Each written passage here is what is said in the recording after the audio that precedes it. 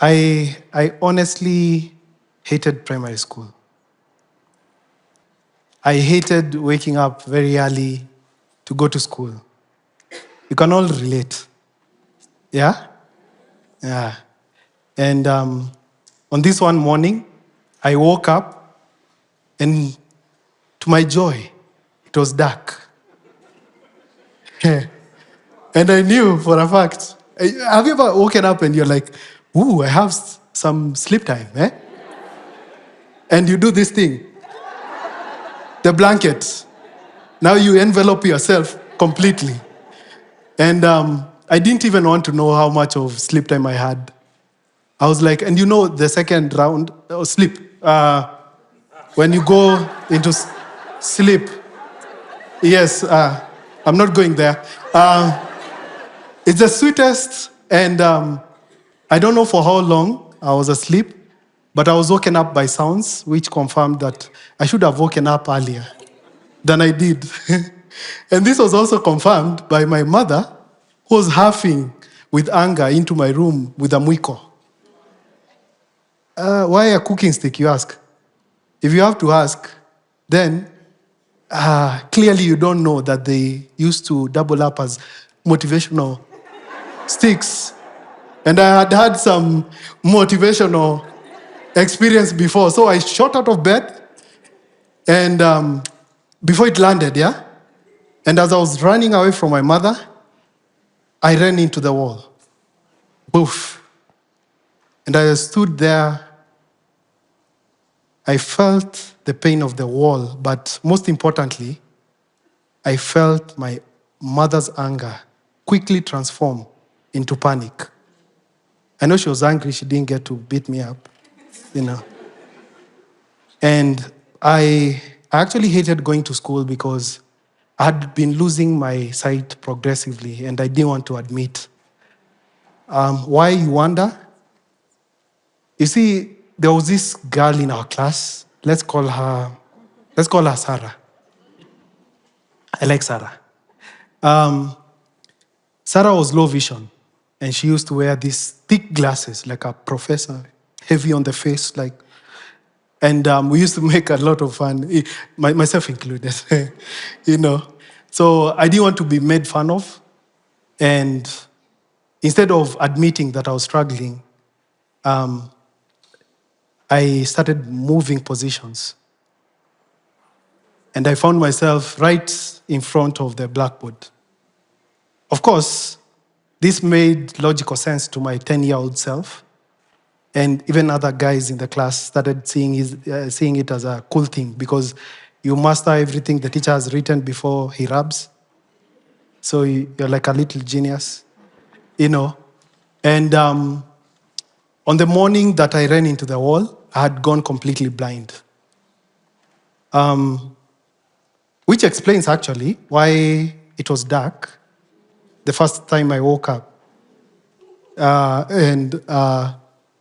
You know, it's life. And my mother, Milka, let me see, oh, she's not here. She was a nun, like all our African mothers. She was a no-nonsense, focused woman. Yeah? I'm telling you. But my going blind transformed her, and she channeled all her focus into looking for cure, treatment for my blindness. I saw a lot of doctors, and trust me, I saw them. And all the specialists that we went to, they had their own opinions. The specialists ranged from ophthalmologists to seers, and even witch doctors, Karomanzela. And, you know, my mother, being a mother, of course, she didn't give up. She tried everything. And eventually, I saw this doctor who diagnosed me with a very rare genetic condition, eye condition, called retinitis pigmentosa. I know. RP, you can call it RP. And it's a degenerative condition. which meant my body could actually fight back. It actually gave it a fight of its life. And by the time I was getting to the end of primary school, by this time you can imagine I'm in a blind school, Thika Primary School for the blind, to be precise. I had started getting some sight back. You remember that girl? Sarah, right? Let me tell you, Kama, my glasses now, they were twice as thick than Sarah's. They actually mimicked the bottom side of a soda bottle. That one.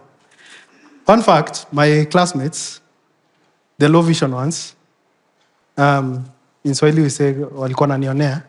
They used to take my glasses and actually reflect the light of the sunlight to burn paper.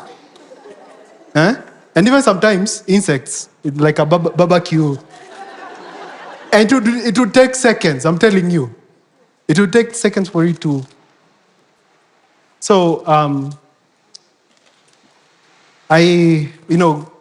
getting partial sight back was good news, which was followed by news that I would likely and most definitely, because I had a very rare strain, out of 3% of people who have RP, I was among the 1% who have the rare condition. So it was like, you might lose your sight again as you grow older, touche. And, partial sight is better than no sight at all. You agree, right? So I knew for a fact that, this is my life. And growing up blind and partially sighted, and it was all confusing, a roller coaster. I faced a lot of discrimination and stigma and injustice. It used to bother me greatly. I needed to look for a way to be part of ensuring that those who are, and the majority who are underserved by the justice system, they're taken care of. So I chose to do law. And I was called to University of Nairobi School of Law.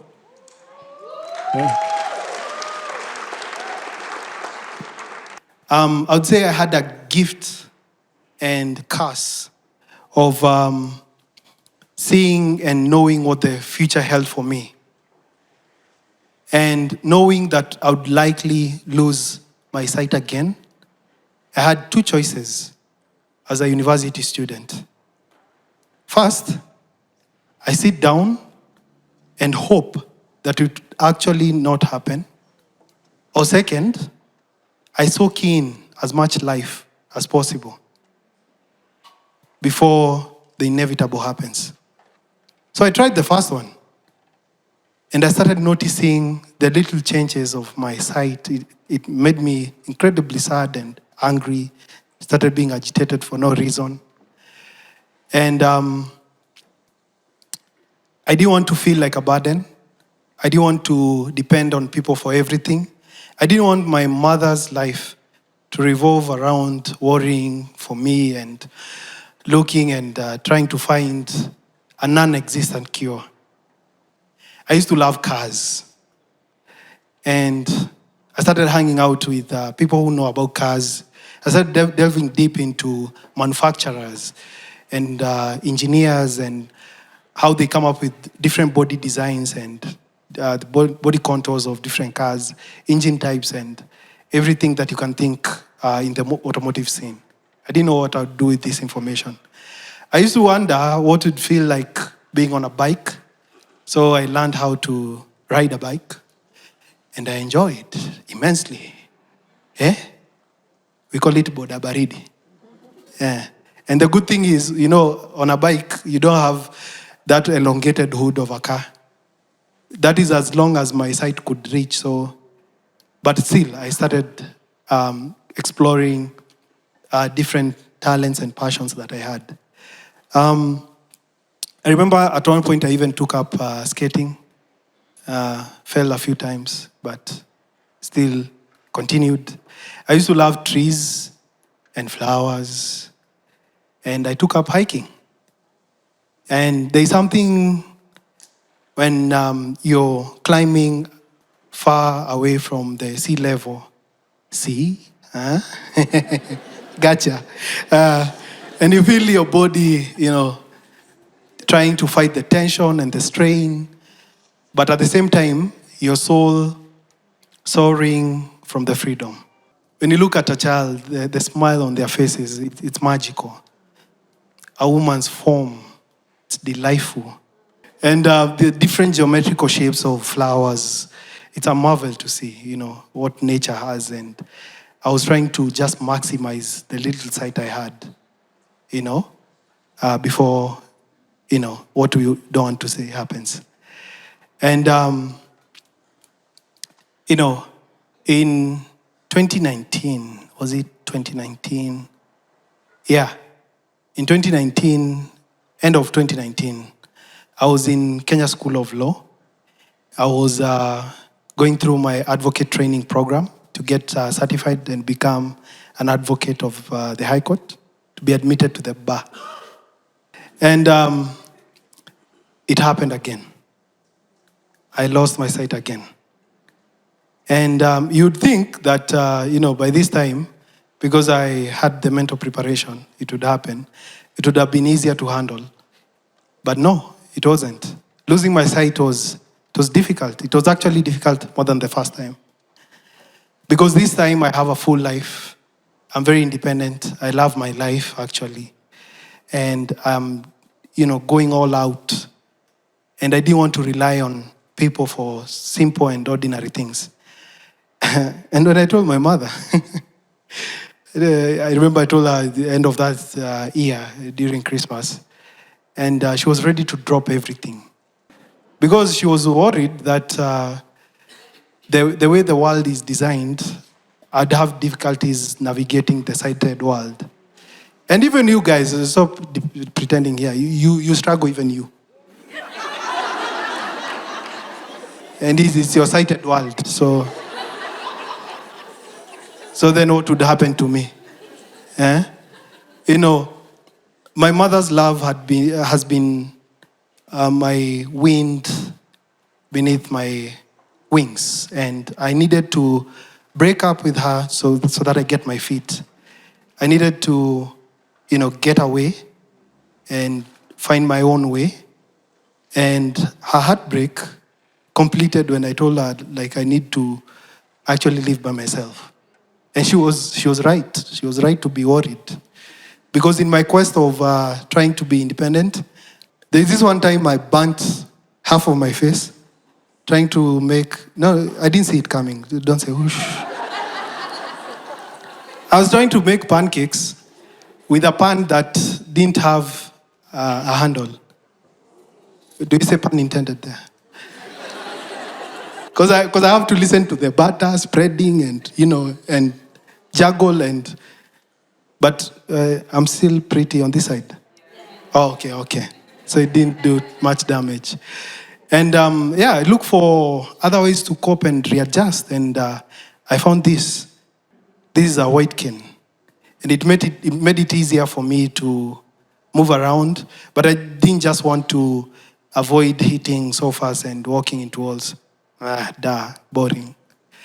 I wanted to conquer more heights than I ever saw with my own eyes. I wanted to conquer these heights for myself and those like me. And this was a beginning of a new journey for me, using 4 senses of 5. 4/5 is a good fraction, right? I started using poetry to express how I view the world, and something else happened. Remember how I used to consume a lot of knowledge about cars? Yes, I started reviewing cars by touch and feel. Yes, making people appreciate cars from a different dimension. And I can tell you, wake me up even in the middle of the night. I can just touch the different body panels of different cars and tell you this is a Mercedes C-Class. Actually, my favorite car is a Ford Mustang Shelby GT 500. It's a V8 muscle car, proper one. The growl, I'm telling you, that is heaven. Yeah, you can actually watch me in action on my YouTube channel, Julius Supercharge. Most people call me Julio. It's okay. It's okay. And even others, Jurio. Still okay. Still okay. As I review cars by touch and feel. And you know how you make lemonade out of oranges? Or lemons, yeah. And I started doing all these things because I didn't want to stop my life. I know for a fact that even with my daredevil self, riding a motorbike in the CBD of Nairobi would be utterly irresponsible. Trust me, I know. I've been reported to NTSA and DCI. This guy is risking our lives. But anyway, I do that in controlled areas. But the beauty of it is that there are no heights that I cannot conquer and will not conquer. And that's why at the beginning of this year, I started a project I call Heights Unseen. Of course, I can't see them. And I want to stretch the limits of my abilities and extend the same privilege to the nine-sighted through the independence that our Awaken brings. Is that fear of falling that I had when I hit the wall the first day that I want to take away from them? Most of them can't afford the Awaken, and I'm climbing mountains. I've climbed a lot to raise funds to buy 4,000 cans like this one that I'll distribute to visually impaired persons, blind persons like me, to give them independence. I cannot solve everything, but at least if I give them the independence, you know. And this year alone, I've been on peaks of 7 mountains in Kenya.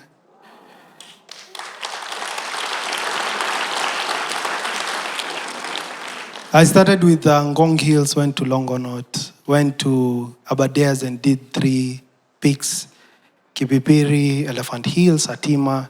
And last Saturday, actually, I was on the top of Lenana Peak on Mount Kenya.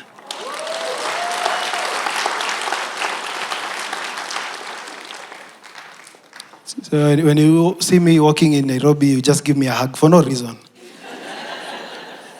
The mountains, I've learned one thing. The mountains will not care. They don't discriminate. Whether you can see, whether you have sight or not, I was up there saying, I cannot see you. But it will dish out beauty and hardship on equal measure. Ask me, I know. I've seen things I've not seen. And, I'm doing this so that those who can't through me. And those who cannot even see the heights can feel them through me and through my journey. And by end of this year, I'll be climbing Mount Kilimanjaro.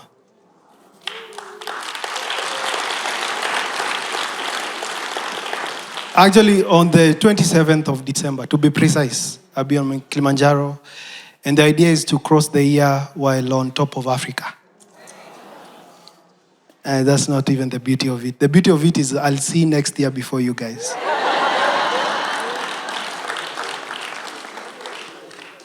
How is that for blindness, eh? Yeah, and, this is just the beginning, and, adulting, it's taking a fraction of what life has thrown at you, and I don't think I'm ready. I'll be honest, I'm scared. I may not look like I'm scared, but I am. But what I know, life will never give you a chance to be fully ready. But what you do is you take that fraction that you've been handed by life and you make a full life out of it. And I cannot wait. Actually, I think I will dance. Oh, I can do that by the...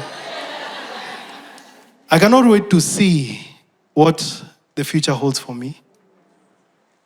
Even if when I say looking forward, I'll be lying to you on the looking part. But the beauty of life and adulting lies in who you are and what you are.